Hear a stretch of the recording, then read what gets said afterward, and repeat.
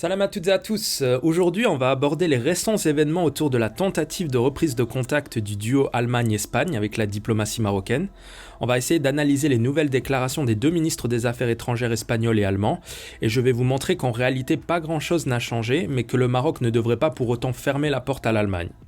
Pour remettre les choses dans leur contexte, le Maroc a, depuis la reconnaissance américaine de sa souveraineté sur son Sahara, entrepris une politique de grand ménage diplomatique. Cette reconnaissance de la première puissance mondiale a complètement rabattu les cartes, voire même retourné la table des rapports de force internationaux.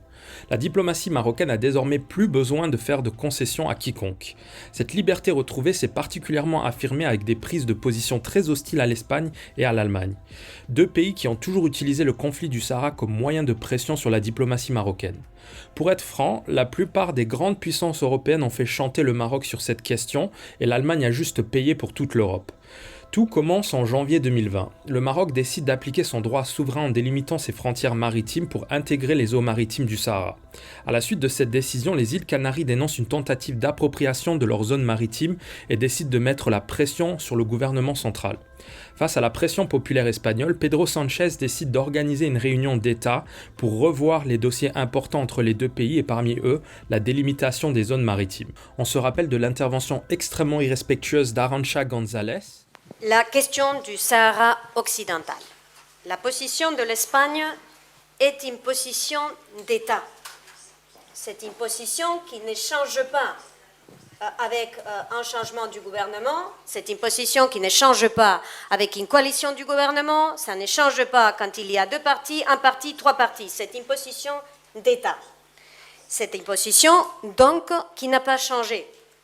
L'Espagne défend la centralité des Nations Unies. L'Espagne soutient les efforts du secrétaire général des Nations Unies, M. Guterres, qui, on sait, prête une attention particulière à cette question.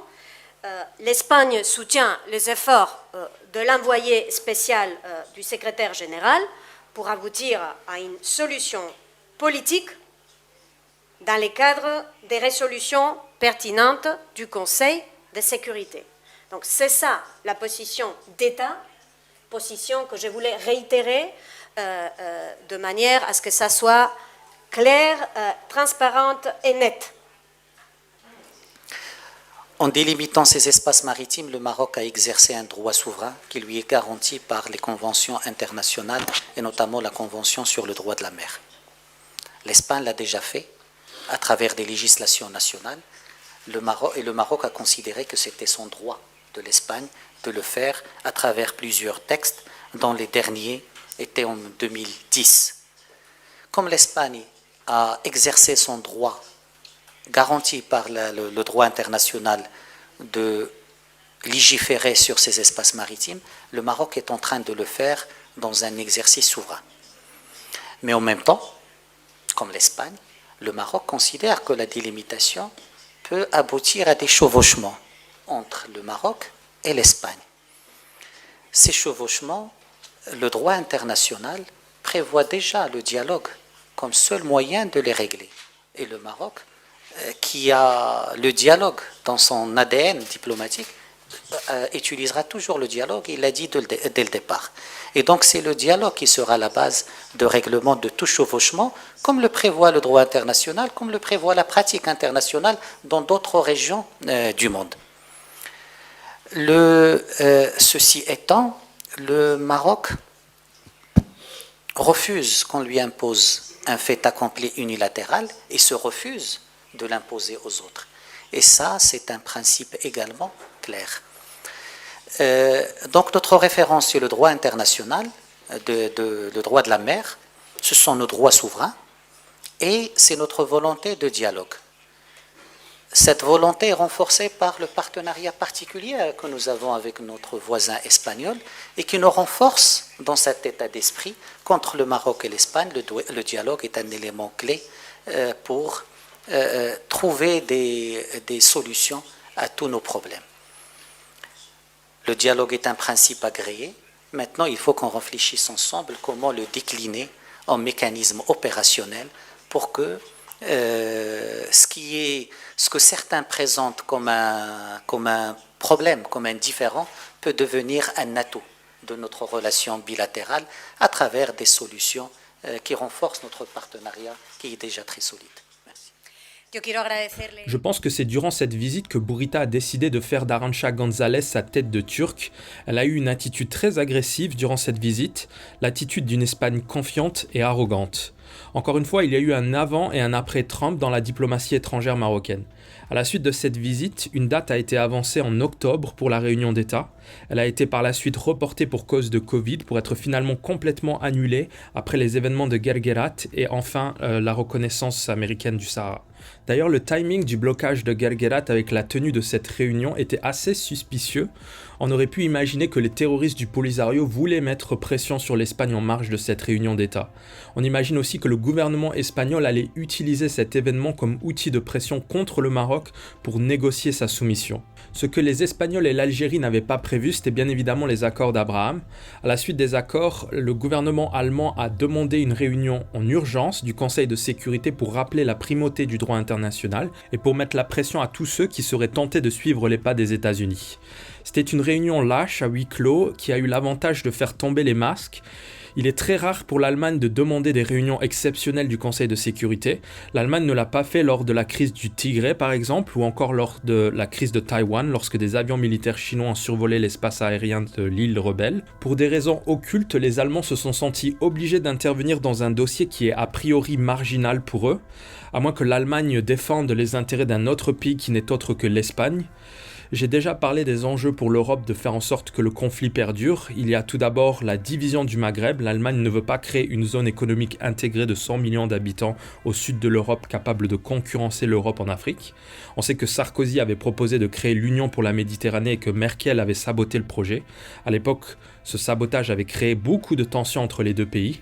Il y a aussi les revendications sur Ceuta et Melilla qui vont se renforcer lorsque le Maroc aura réglé la question du Sahara. Il faut savoir que l'Europe contrôle le détroit de Gibraltar grâce à la corne de Ceuta. Techniquement, ils peuvent stopper les flux sans en aviser le Maroc.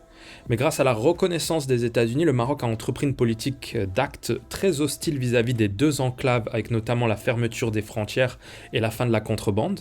La fin de la contrebande a fait perdre un peu plus de 400 millions d'euros aux deux colonies, et elle a de facto rapporté un montant similaire au Maroc. Pendant des décennies, cette contrebande a considérablement appauvri les villes aux alentours des deux enclaves. L'autre acte hostile en date a été l'autorisation du Maroc d'attribuer des licences piscicoles autour d'un îlot occupé par l'Espagne au nord. Encore une fois, la réaction de l'Espagne a été timide car ils savent qu'ils n'ont plus de moyens de pression. L'acte hostile le plus important à date a été l'invasion des deux enclaves par des milliers de migrants à la suite de l'hospitalisation de Brahim Ghali en Espagne, chose qui aurait été impensable avant les accords d'Abraham. Cette hospitalisation a d'ailleurs abouti à la suspension d'Arantxa González. Finalement, Burita aura eu sa revanche sur elle par rapport à cette visite au Maroc. On a donc un Maroc plus confiant et une diplomatie espagnole assez déboussolée face à ce bouleversement régional, une diplomatie qui est maladroitement soutenue par l'Allemagne. J'imagine au nom du principe de soutien communautaire européen. D'ailleurs, le célèbre journal américain Bloomberg a publié un article qui titrait « L'Allemagne paye l'hypocrisie européenne par rapport au Maroc ».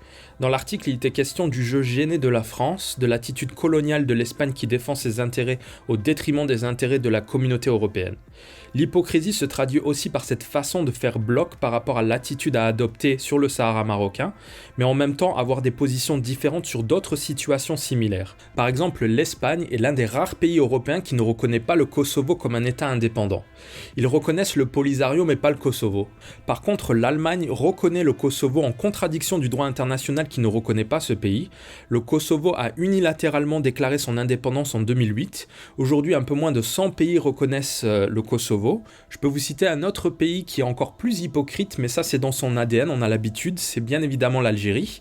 Figurez-vous que l'Algérie ne reconnaît pas le Kosovo, peut-être par crainte qu'un scénario similaire se produise en Kabylie.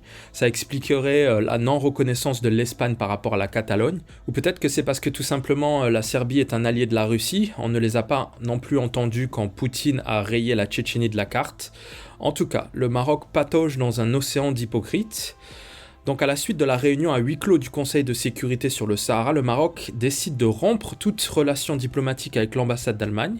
Des projets d'envergure dans les énergies renouvelables sont mis en pause, la coopération avec l'Allemagne est au point mort. Cette situation va continuer jusqu'au changement récent de gouvernement. Après plus de 16 ans au pouvoir, Kaiser Merkel a finalement pris sa retraite forcée pour laisser la place à une coalition de gauchistes verts caca qui vont certainement être pires qu'elle.